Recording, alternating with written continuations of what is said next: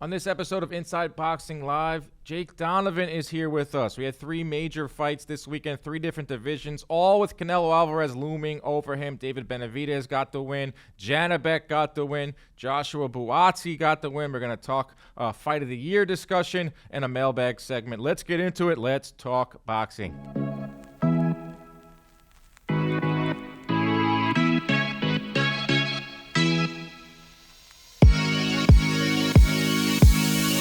What is up, everybody? Welcome into another edition of Inside Boxing Live. I am your host, Dan Canobio. Got a fun one planned for you today. Jake Donovan is on the show, great writer over at Boxing Scene. He was there in Arizona this past weekend to see David Benavidez' destruction of David Lemieux. We're going to talk about everything that's going on at 168.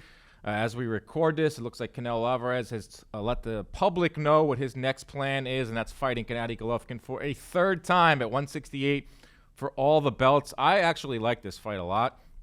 I was on the fence about it before the Bivol fight. I didn't understand why we needed to see a third fight, 5 years after their second one, especially a second fight that I thought Canelo won. I had Golovkin winning the first one. But the fact that Canelo's coming off of a loss, the fact that Golovkin hits hard and he's willing to stand and trade, and he could potentially hand Canelo a second straight loss and send his career into a real tailspin. This is a big fight now. This has a lot of good storylines. Obviously, I want to see Canelo fight a Benavidez. I want to see Canelo fight a Jermall Charlo. There's other fights I want to see Canelo in next. But if you're going to give me Golovkin, a fun trilogy fight, if we learned anything from the trilogies and if we learned anything from Fury and Wilder fighting for that third time, that was arguably the best fight of the 3. You know that Golovkin can hit. You know that he can take a punch. Can he take shots to the body? Can Canelo bounce back? Fun fight at 168 pounds this fall. Benavidez takes out Lemieux, stunning fashion. I thought that Lemieux would last a little bit longer. Obviously, I had Benavidez winning in round 7 to 12. That did not happen. We'll talk about what goes on at 168 with Jake Donovan. Janobek, the guy from Kazakhstan, could be the future king at 160 pounds by process of elimination. He had a huge win on ESPN. We'll talk about that with Jake as well and what's going on at 160. You got champions at 160 that are no longer going to be fighting at 160 or moving up to 168. Then, of course, 175-pound picture, which is a little more clear, because I don't think Canelo is going to be hanging around 175 too long. So the champions there are going to have to fight each other, or you would think that they're going to fight each other. Before we get to Mr. Jake Donovan, I got to tell you about Manscape. Sweaty sack summer is approaching, and it's time for you to prioritize the comfort of your crotch. People, sweaty sack summer is not approaching. Sweaty sack summer is here.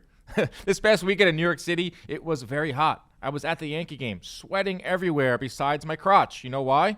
Because I was wearing the new boxers that they have for us.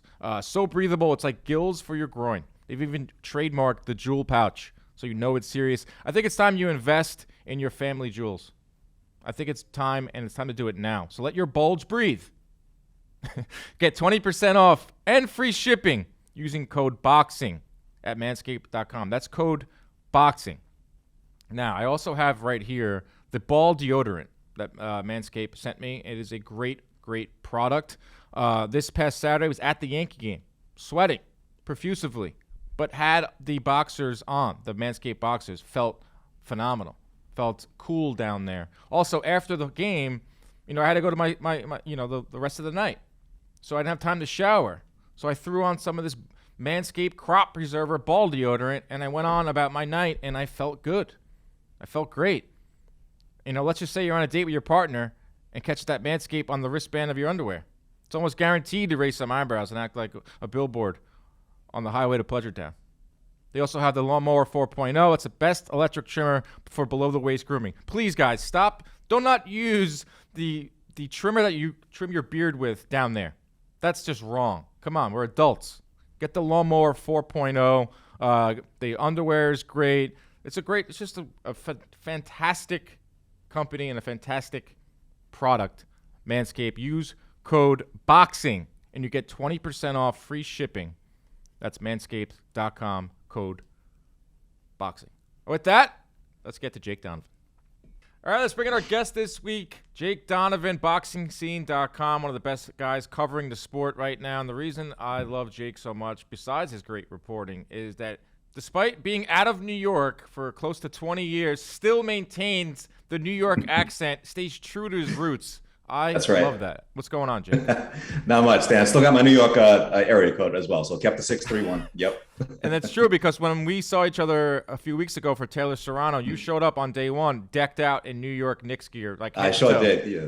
I didn't know if I was at home or looked like a tourist, but whatever, man. It's the one place where I could wear all of that. There we go. You just got back from... You were in Phoenix for David Benavidez versus David Lemieux. We were talking off air about the atmosphere there. It seems like they're building something special. I know Top Rank did a few shows in Arizona, underutilized market in my opinion, but it's pretty clear that they like their boxing and they love David Benavidez.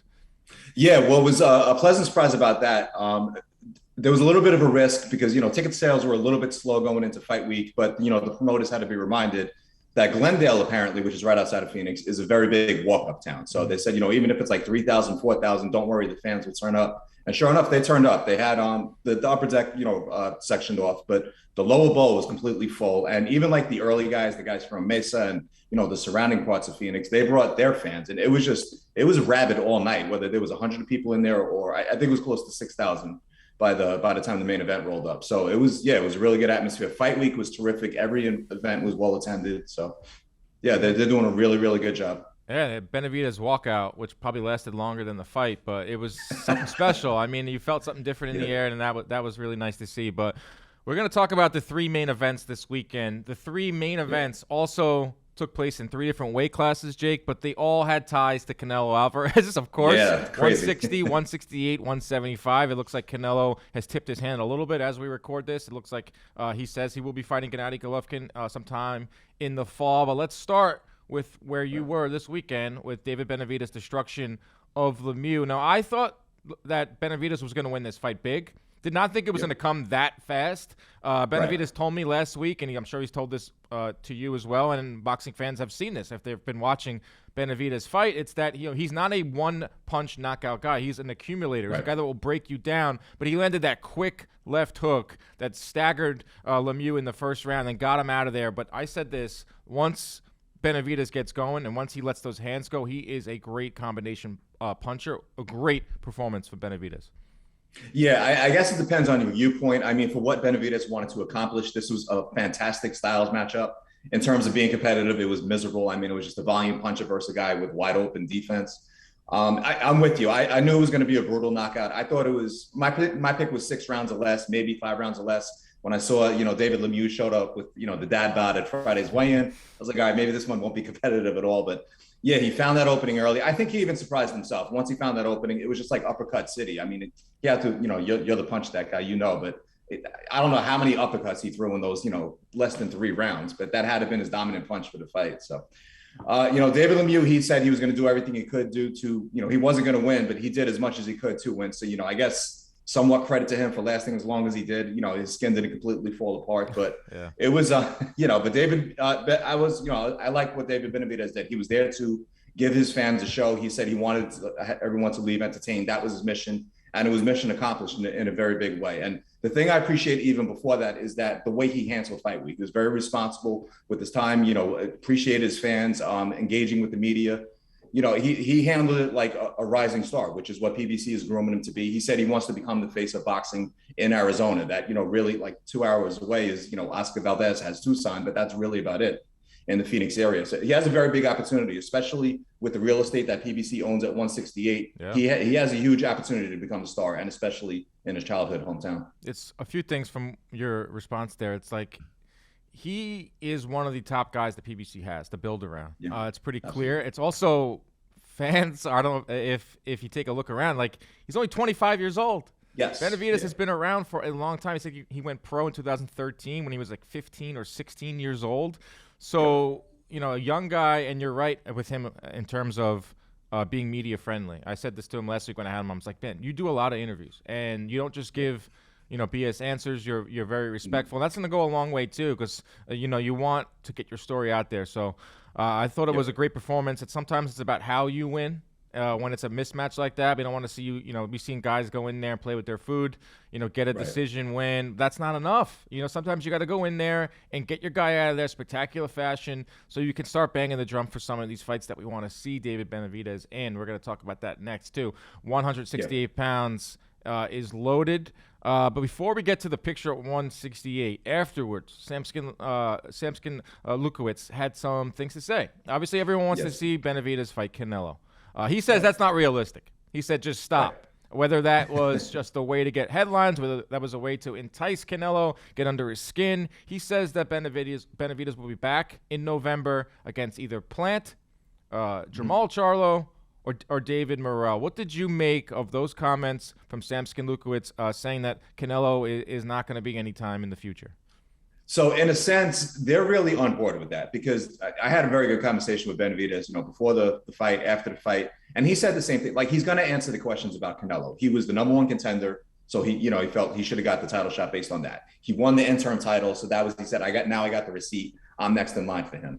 But he understands the reality that Canelo was on his own path for 2022. He told us he's on his own path for 2022. David gets that. That's why, they went to PBC and said, I want to fight all these guys that we have. I want to fight all the names you mentioned: Caleb Plant, Jermall Charlo, David Morrell. That's his checklist, perhaps even in that order, or maybe if you want to flip Morrell and Charlo.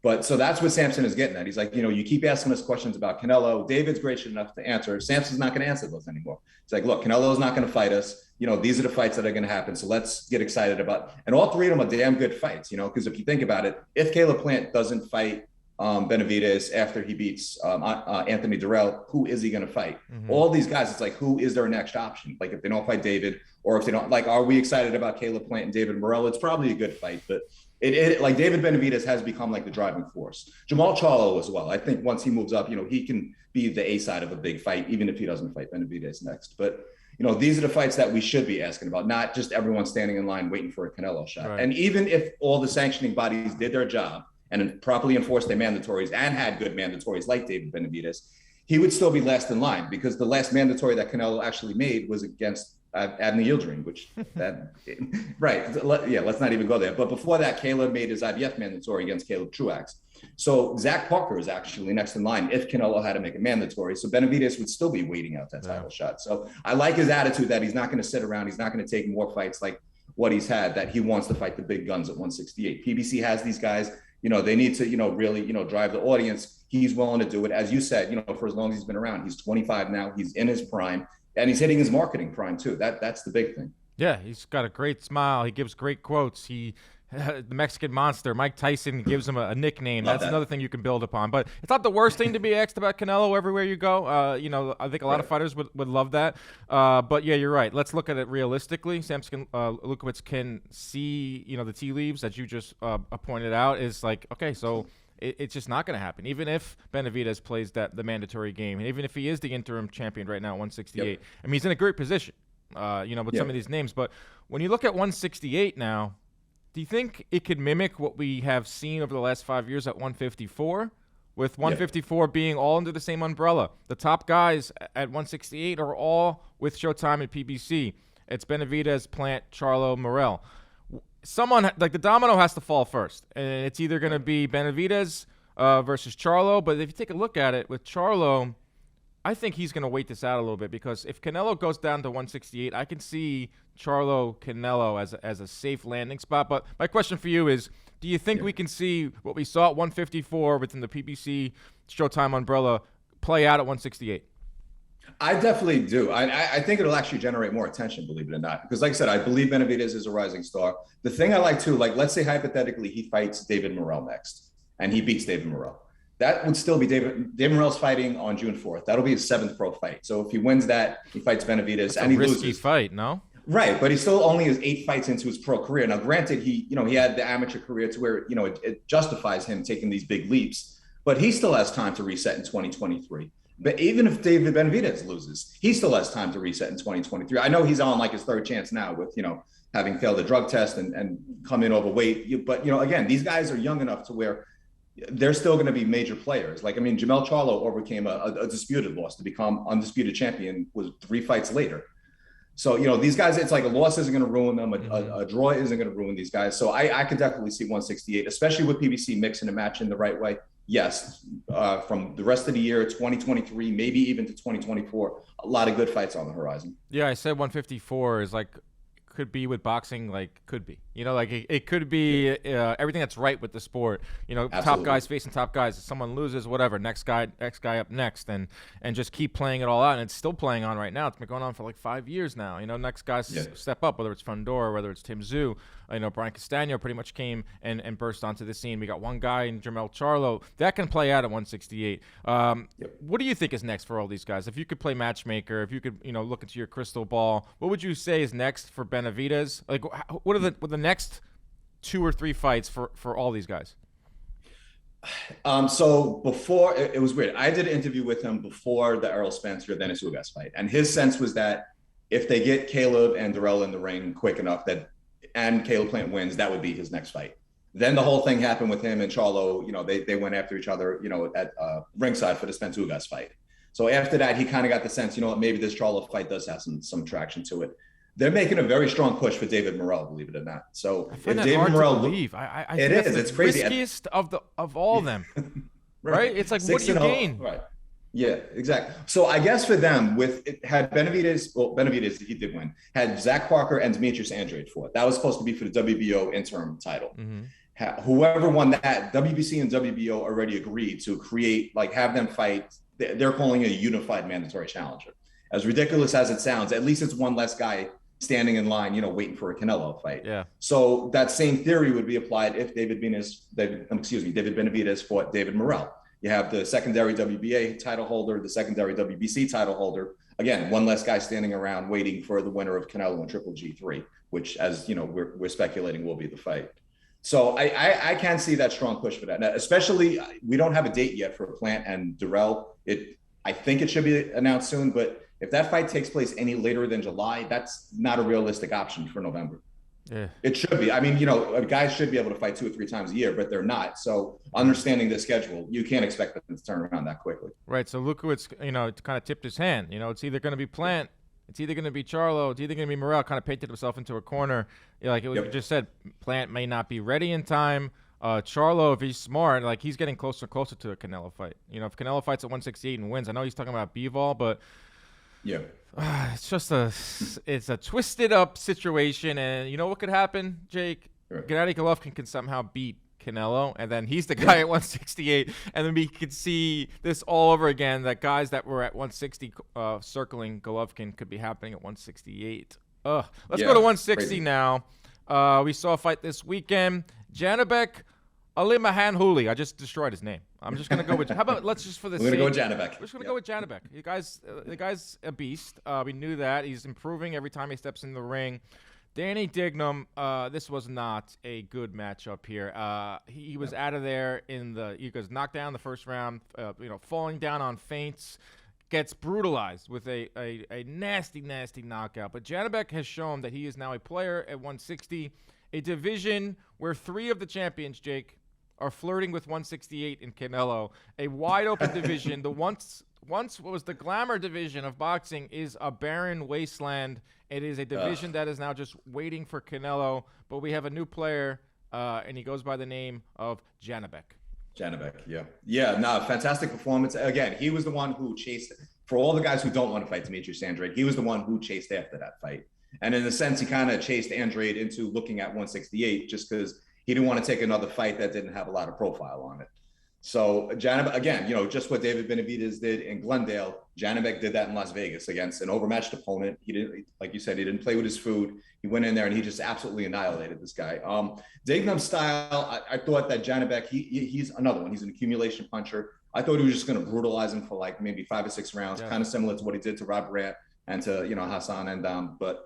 Yeah, it was beautiful to see that he just, he showed this guy, you don't belong in the ring with me, and just blasting him out. And like you said, middleweight division, it's ridiculously barren right now. So just because nobody has fought each other, I mean, we had the one unification bout earlier with Gennady and Ryota Murata, but that's been it. That's been it. It's so, wild. Right, and then Gennady did that as kind of marking time, waiting on his Canelo fight because if the Canelo fight didn't come, it's like, who is he going to fight next? So the question would be is like Andrade was supposed to fight at 168. Zach Parker didn't happen. Shoulder injury. Haven't heard much from Team Andrade since that fight was canceled. Could you see him sticking at 168 to fight Janobek? I know Golovkin's not going to fight Janobek, even though Janobek said that Golovkin's a sellout for using the Mexican style moniker, which I thought was interesting. That's a good way to carry some headlines, but. I mean, what's going on with this division? I mean, it's just all over the place. You have guys like Charlo, who is a champion, who is talking about going up to 168, but his next fight is at 160. Andrade had a fight scheduled at 168. Golovkin, as we record this, is going to be fighting Canelo at 168 pounds. So what is going on in this division? Is Janobek someone that is just like the beneficiary of these three guys moving up? Definitely with Andrade. And I like that Top Rank seems like they're willing to invest in this guy too. What's going to work to Janobek's favor, the fact that the Parker Andrade fight got canceled. Mm-hmm. My understanding is that Demetrius Andrade now has 180 days to defend his title against Janobek or give it up completely. So that's good news for Janobek. That interim title, this is where interim titles do work. Like, when they're used properly, they are effective. For a guy like Janobek, he doesn't get screwed out of that title shot. Zach Parker is the one who's getting screwed now because there's no guarantee that the fight, with Andrade gets rescheduled. So I don't know what's happening at 168 and why he wouldn't get Canelo next. But as far as 160, Janobek, he can now once again chase after Andrade. Andrade is going to have to fight him or give up that belt if he's going to look at any fight at 168. But then the question is, if he gives up the belt, do we get Janobek and maybe a Chris Eubank Jr.?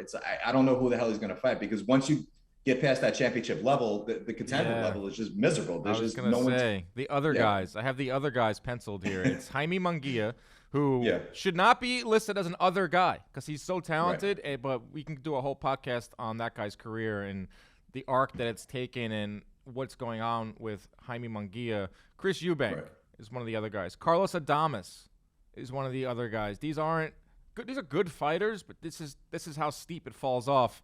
If the champions at the division move up to 168 and they don't fight each other. I mean, 160 is just strange land in a division that was always considered, one of the best. It was always like, lightweight, 147, 160, and heavyweight.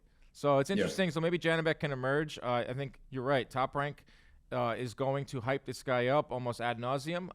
I know I don't know if you went back and watched the telecast. I know you were in Arizona, but there was a lot of hype around this guy. It was pretty clear that they're going to get that ESPN Top Rank machine behind this guy, and maybe he can rule the division. Yeah, definitely. It's funny. You mentioned Mungia. For some reason, he is still the number one contender in the WBO. So after his fight with Jimmy, assuming he beats Jimmy Kelly, I mean, we've seen some crazy upsets this year. So maybe him kind of nibbling around the edges bites him in the ass in June. But, assuming he gets past him, he's going to have to fight someone. He can't get away with not fighting Charlo, not fighting Andrade, not fighting for the title and staying number one. So he's going to have to either give up that spot or go chase one of these guys pretty soon. So I would love to see Janobek Mungia. That would be awesome. Top ranking Golden Boy doing business together. That's a risky fight for Mungia, who has already walked away from that fight. He had the chance to fight Janobek for this very title, and he just never responded to the offer. So that's why I keep going back to Chris Eubank Jr. He's next in line in that alphabet rankings. Top Rank and Top Rank has a good relationship with Sky Sports in the UK too. Mm-hmm. That's a fight I can see, doing good business in the UK because you have to start marketing Janobek. That's the thing. Eubank versus Janobek, I can see that in the UK. You know what's the thing with Andrade? The fact that Andrade is a free agent, he's got some leverage. If he decides I want to stay at 160 and maybe Top Rank, ESPN throw him a bag and it's like overpay him, give him a 3-fight deal, and maybe one of those fights is Janobek. Could you see that playing out? I know that's kind of like pie in the sky, but I'm just kind of spitballing here in a division that has it's very up in the air. I can see it. I'd have to ask, but I thought that he still had one more fight with Matchroom because the fight with Zach Parker didn't happen. Right. I don't believe that invalidates the contract. I believe he still owes them, or they owe, whichever way you want to look at it. Right. Either he owes them one more fight, or they owe him one more fight. But they could do that fight, and he could leverage that. Say, hey, I fight Janobek. Here's my safety net. I'll go fight at Top Rank. I don't know what Top Rank would give him at that point because, again, the middleweight division is just all over the place. It's like, all the titles are just really spread out, on 3 different platforms. So That's why I like the idea of, they have to get Janobek some profile because he's not a big ticket seller yet. He's not going to draw in audiences, but he has the style to do that. So you get him in with the right names, and that helps build his profile. And what I hope they avoid is making him the next, the second Gennady Golovkin. Yeah, I don't think he's going to do that. I mean, he criticized him. Exactly. Yeah, he's just perfect as Janobek. He's already got a good name, to kind of build around. So let's just go. Let's just go with that, and let's not, do the whole Mexican style thing where exactly. Golovkin, obviously it was a marketing scheme, because he's completely abandoned that once he got that new deal with the zone. But bless exactly. I actually had Digum lasting 6-7 rounds. I did a same day parlay for DraftKings. I had Bawazi Richards going to distance, so that hit first, and I was happy with that, plus 230. Yep. And then I had Digum surviving until the 7th, but getting knocked out 7 through 12, and the same thing with Lemieux. I had Lemieux winning in 7 through 12. Obviously, it did not hit, but that's what's going on at 160. Let's go to 175 quickly. Joshua Bawazi gets the win over Craig Richards. Yeah. Obviously, just said went the distance. Bawazi, good performance. These are the type of performances you need to climb that ladder. I don't think he's ready for the top talent at 175. Like, your thoughts on that? But it's a division that has a great top 4 at 175. Guys that are all willing and have good profiles, especially Dimitri Bivol. We're going to see what's going to go on with Better Biev, Joe Smith, and you got Zurdo Ramirez lingering around too. Bawazi, I think, is on the fringes or on the fringe of that discussion, but a good, solid win for Bawazi on Saturday on the zone. Yeah, and even better, it was that, like, Bawazi, the one criticism about him is that he's not always the most entertaining fighter. So we got that as well. I thought it was a very good fight from both of them, because Craig Richards is a bit of a wild card in that as well. But I really enjoyed the fight. It wasn't my favorite fight of the weekend, but I liked the performance from both guys. Neither guys went in negative. They both went to win. They both went to outfight each other, and they gave us that. So Bawazi, Virgil Hunter said it best, that, he doesn't want to throw this guy to the wolves, so early. He's got, the Olympic pedigree. He is on the verge of fighting for a title, but he doesn't need to be next for a title. Like, I think Eddie mentioned that, what about Bawazi and Better Biev? And, I forget Virgil's exact response. He was like, whoa, wait a second. Yeah, why do you want to drag him down with you? I like the way he put that. He's like, there's no need to, get him a title just for the sake of him having a title. He wants to get him to the point that once he fights these guys, that he wants to win a belt and stay champion. I love that mentality. I like that Virgil's trying to protect him in that regard. So the question is, do you just keep him active? He's, I think, going to be number 2 now, right behind Zurdo Ramirez for the WBA belt. Now, as you said, if Canelo and Triple G do wind up fighting in September, that means Dimitri Bivol will probably have to honor a mandatory title defense. That could give us Bivol and Zurdo. So that would leave Bawazi. It's like, what do you do with that ranking? He's going to want to fight at least once or twice more, whether the second fight is a title shot. You just got to keep him active. So do you risk him in against like a Callum Smith? I'm trying to think of like the guys that the zone could throw at him, because Callum, I think, is number 1. Is he going to wait out Better Biev and Joe Smith? He's the number 1 contender of the WBC. So, I can see those guys kind of do what everyone else is doing at 168, waiting on Canelo. I think a few guys are just going to kind of wait out their title shot. None of them should risk it. Right, but 175 is a division where I think we won't see Canelo out for a while, and it's a division where these guys aren't waiting for Canelo, whereas 168, 160, everyone's got that, ticket out waiting for Canelo to choose them. 175, I think, is a division where they don't have that cloud hanging over them, where Better Biev and Smith are obviously fighting June 18th. Zurdo, Circuit, these are all good fights, but I do agree with you, Bawazi.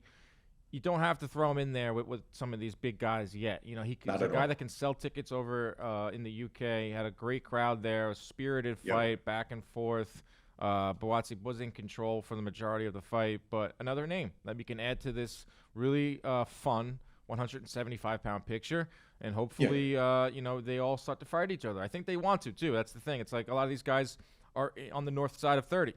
Better Biev looking for big fights. Joe Smith obviously will fight anyone. Zurdo wants big fights. I mean, Golden Boy's pushing the hell out of him, and then you add Bawazi with the whole UK and Eddie behind him. Fun division. Really, really fun division. All right, Jake, let's I'm sorry, not to dive too far. But one name I did want to throw out there, and he just won on Friday night. Jean Pascal wouldn't be a bad fight for Bawazi. He's always, he's ruined a lot of guys' careers, and, he's also been beaten by some very good fighters. So that would be, Bawazi could maybe like find his Dimitri Bivol moment with Pascal, where, he's coming in off a big win off a Fan Long. He's probably going to want a title shot, but again, the belts are kind of tied up. They're going to have to wait their title shots. Anthony Yard will probably get the next shot at the Better Biev and Joe Smith winner. So these guys, I think that I would love to see that fight maybe within the next fight or two for Bawazi. So I want to see Bawazi like maybe 20-0. That's when he fights for the titles, and he could be fighting for the undisputed championship by that point. There's a lot going on at 175, a fun division. Let's talk about, before we say goodbye, last week, out of nowhere, a fight of the year discussion broke out on Twitter. It must have been a slow day. I responded to one of your tweets, set off like a domino effect. Later, I realized that you said it was a leading fight of the year, not the leading fight of the year. That we're talking about Charlo Castaño. We're getting closer to the halfway point of the year. It's been a phenomenal few months. Fight of the year discussion. There's not something you have to have in May or June, but it is fun to talk about. Right. My top three right now, in no order. Let me put it in order just so I can get it on the record here. I got Fundora Lubin number 1. I got Wood Conlon number 2, and I got Charlo Castaño number 3. These are all great fights, close fights, title implications. One's an undisputed fight. One was like an eliminator of sorts for the WBA. Another one was an eliminator of sorts too for the WBC or whatever it was with Fundora and Lubin. But that's my order right now. What do you got? Pretty much the same thing, and I'm assuming we're limiting it to men fighters. Well, that's my next question would be that. Gotcha. Well, because the female fight of the year is slam dunk. Yes. But yeah, as far as the men's, it's weird. Like the order you just mentioned, Lubin Fundora finished dead last in that little poll that I did. Of the 4 fights I listed. But I'm with you. To me, that was the best fight of the year. I guess it was as significant as Wood Conlon. I just felt it had more ebb and flow, a little higher skill level. Mm-hmm. Wood Conlon is always going to be remembered for its amazing ending. Wood. He was dead to rights, and then all of a sudden, out of nowhere, dropped Conlon in the 11th, and then just completely knocked him out in the 12th. That's what put that in the fight of the year discussion. But it seemed like Conlon was kind of running away with the fight up until Wood had that great surge late. Charlo Castaño. The reason why I mentioned it, the first 6 rounds were like it was somehow better than the first fight. Yeah. It was, to me, I was like, okay, this is the fight of the year. It's like if it keeps up this pace. It's to Jermall Charlo's testament that it's not the leading candidate because he started to pull away in the second half. So that's what drops it down on the list, but it still has to be in that discussion. But I'm with you. For now, Sebastian Fundora and Erickson Lubin is my fight of the year pick among the men. Isn't it a great thing that we have like 4 or 5 options and we're in May and we have a loaded June and July and we expect the second half of the year where Terrence Crawford and Errol Spence are going to tangle. We're going to see Usyk and Joshua get in there again. We're going to see some of the bigger names that fought earlier this year fight their second fight of the year. So that's like what it means. I know it's a volatile question. It's on Twitter. There's not a lot of nuance on Twitter, but you say, listen, like we're getting huge fights. It wasn't a knock on Charlo Castaño. I just think that you're right. Your point there where Charlo erased all doubt, and it kind of went from a very even fight, a close fight for 6 rounds, to the point where Charlo just put his foot on the gas pedal and got him out of there. Still great atmosphere for an undisputed fight. Absolutely. Awesome stuff from there. Now, next question for you. You're part of the Boxing Writers Association. You have a picture of Vice President of Boxing Writers Association? That is correct. Yes. Okay, so will Taylor Serrano be part of the men's fight of the year, or will it be its own category? Because I feel like there hasn't been a fight in the women's division that in this discussion to be with the men, because if that's the case, if Taylor Serrano is added to the men, then we have ourselves a whole new conversation here. Yeah, so it's weird. The only category where we really vote on like female fighter is the fighter of the year category. So like Amanda Serrano won it last year, Katie Taylor won it 2 years before that, Clarissa Shields won it before that, but that's the only female exclusive category, and like none of them have ever been nominated for like like any, like for example, just Jordan Maldonado has not been named, trainer of the year for training Amanda Serrano. So they've never been in the fight. This is the first time where I've seen the BWA, like, they tweeted out that this fight will be nominated among the men. Wow. So I don't know how I feel about it. I mean, it should be in the discussion already. I just don't know why we haven't done it. I mean, because Michaela Mayer and Maiva Hamadou should have been in that discussion last year. Terry Harper and Natasha Jonas the year before. It's like there's been, we know there's been just these amazing fights. Katie Taylor, Delphine Pursoon, both fights really, but especially that first one. It's like, I don't know why we're picking this. I guess because of the historical significance, it's like, okay, it has to be in the discussion, but maybe it is time that, we have to expand the male and female awards. If we're still going to give out a male fighter of the year and a female fighter of the year, then we have to expand, those other categories as well. Otherwise, it has to be all-inclusive in every single category. I agree there, but you're right. It's just like, look, the sport, I mean, women's boxing is growing every day. I mean, this is a breakthrough year for women's boxing. It hasn't always been the case. There haven't always been 3 or 4 fights to choose from for women fight of the year, but now we have that. So if you have a chance to, where we know going forward, hopefully, I mean, I don't see it going backwards, where there will be 5 or 6 to choose from so they can have their own category. But that's interesting, Taylor Serrano being included with the men this year, because, I mean, you were there, I was there. I mean, you don't have to be there to know how special of a night that was. That is the clear runaway fight of the year for me. Yeah, I was gonna say men or female. It is, and maybe that is another reason why maybe it's it has to be in that discussion, because it is so much better than every other. To me, that is the fight of the year for every reason you just mentioned. Like the significance, it was the undisputed championship, the 2 best female fighters in the world going at it, just the atmosphere. I mean, I'm Irish, my wife's Puerto Rican, I grew up around Boricua culture, so like that was like a perfect storm of like all these worlds colliding in New York, no less. Right, and your wife was into the fight, so that means a lot. Yeah, exactly. Like texting me, like, "Oh my God, I can't believe it." So, I mean, that was like it was the fight of the year. It's arguably the event of the year as well. So I mean, it had so much pressure. There was so much pressure on those 2 ladies to deliver, because if it ended up being a dud, it would have set back sport. It would have set back women's boxing, but it over delivered as for it over delivered. Well, and Eddie Hearn and Jake Paul had to deliver too, because for as much we know everybody loves those 2. So I thought it was as much as everything went right. You were there at all the press conferences. You were there at the weigh-ins. Everything felt different. I was just like, man, I hope the fight delivers, and we kind of knew it would on paper. The power of Amanda and the perseverance of Katie. They're gonna fight again, maybe fight 3 times, because they're just perfect for each other. But that's an interesting debate, and I think that's something that will rage on for the next couple months. A fun debate. I mean, this is good. We're talking about the health of the sport. The fact that there are 5, 6, 7 fight of the year candidates in May is a really, really good thing. All right, Jake, Always I appreciate the time, man. This was fun. Let's get you back on again soon. Keep that New York accent. Don't ever change. Hopefully the Knicks can remain or get back into the playoff contention, and we can all be happy. But thanks a lot for coming on. Dan, thank you so much. It's a pleasure being on here. Really appreciate it. All right, great work from Jake Donovan. Very thorough conversation on what's going on in 3 different weight classes. Hopefully we see some clarity. Last week, we introduced Mailbag Monday, and it was a great success. So we're going to bring back Mailbag Monday again. I got some great questions here. Tweet at me on Sundays, or even now. We'll get next week's going too. But our first question comes from Slime Recruit. He says, do you truly believe that Canelo Benavidez is unlikely? Do you think, being the challenge-seeking champ that he is, Canelo will be willing to take on the Mexican monster? Well, after talking to Jake and figuring out everything that's going on with the mandatories and Canelo getting the blessing from the WBC, to fight Golovkin and everything that's going on with everything else, I don't think it's going to happen anytime soon, but I do think it happens. It's a matter of time.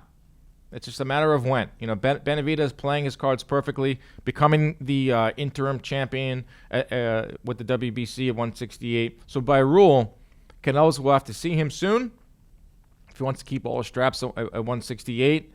Could Benavidez go on to fight a Charlo or a Morel, maybe get knocked off? Who knows? It's a fight I want to see. I tweeted afterwards. The fight at 168 to me is Canelo versus Benavidez. I think that Benavidez is the best fighter at 168, not named Canelo Alvarez. Do I think he can beat Canelo? Maybe, but probably not. I think Canelo can hammer away at the body. There's one thing on Benavidez is his defense is not elite. It's not up to par with his offense. So Canelo can hammer to the body. You can get a win, but it's pretty clear to me at 168, the man other than Canelo is David Benavidez, and Canelo's going to be asked about it everywhere he goes now. It's just, that's what it is. If Benavidez keeps knocking dudes off, he's been a 2-time champion. I understand a lot of that. He's a 2-time champion by being undefeated, and being undefeated is because he failed the drug test. It's because he lost a title on the scales. But he has been the guy at 168 for a while.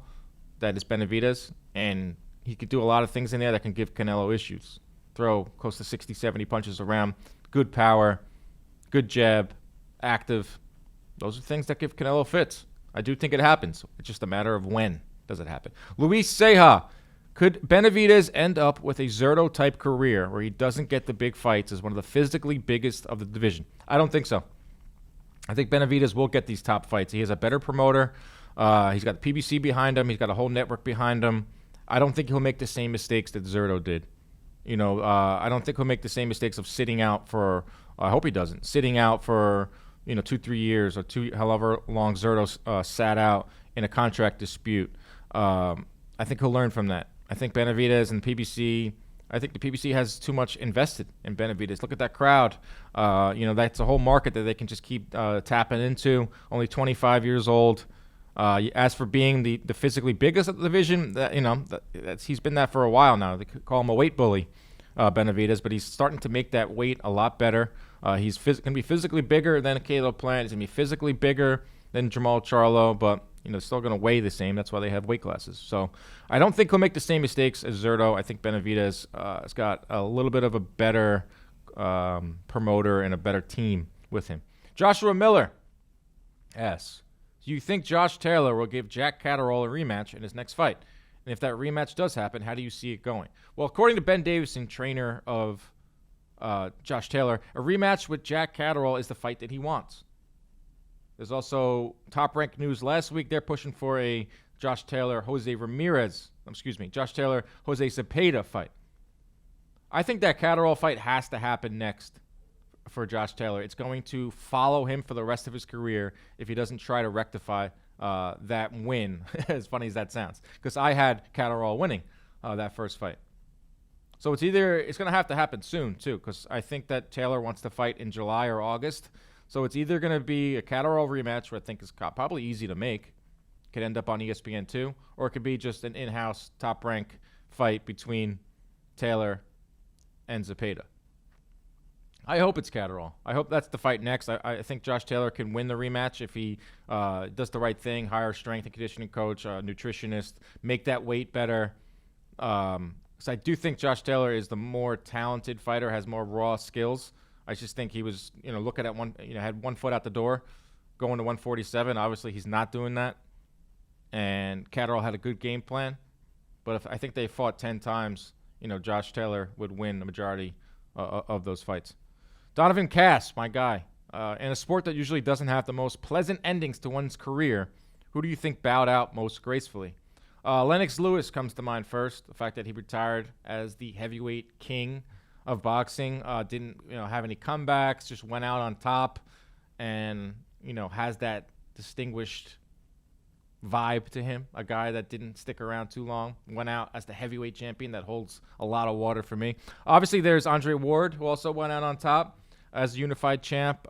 Floyd Mayweather left the sport with all his faculties, as he'll tell you over and over again. It's one of his main talking points. But those are the three of the modern era that come to mind: Lennox Lewis, Andre Ward, Floyd Mayweather.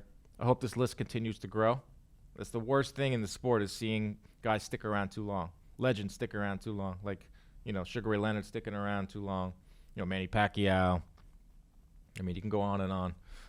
Mike Tyson losing an exhibition fight, or Mike Tyson losing the last couple fights of his career. Evander Holyfield. I mean, I could sit here for days talking about fighters that stuck, went on too long and kind of embarrassed themselves. Finally, last question comes from David Cushion. I know where this question's going. Dan, what is your favorite fight from any of the Rocky and Creed movies? For me, it's got to be Rocky's rematch with Clubber in Rocky 3. Great fight, Clubber versus Rocky 3. I got to go with Rocky Ivan Drago, Rocky 4, Russia, Christmas night, Cold War is lurking over the fight. It ended up being an outstanding one, too. Drago, I actually went back and did the stats on this. Drago landed 61 of 72 punches in the first round. You don't see that type of percentages anymore. Rocky only threw 21 punches in the first round. Total domination from Drago. Then round 2 came. Rocky, he dug down deep. Finally landed something on Drago. Not only landed, but cut Drago. And then Drago went on. Back and forth, 12, 13, 14 rounds. Just when you thought it was going to be over for Rocky, he lands 17 of 18, giving us that final stand for the ages. Knocks out Drago, wins the Cold War, wins over the crowd in Russia. For me, it will always be Rocky 4. It will always be Rocky versus Drago. There isn't any wrong answers here besides Rocky versus Thunderlips or Rocky Balboa, the fifth installment of Rocky, which absolutely sucked. There it is, Mailbag Monday. There it is, our episode for the week. Shout out to Ronnie Jerez for producing this show.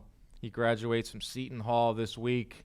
Got a job waiting for him here at John Boy. What a life. What a life from young Ronnie, the producer. Thanks to Jake Donovan for coming on the show, and thank you for listening. We're going to be back Thursday with a very, very special edition of Inside Boxing Live on the road. That's all I can say right now. It's a secret, but you'll be hearing about it on Thursday. Thank you, everybody. Catch you next time.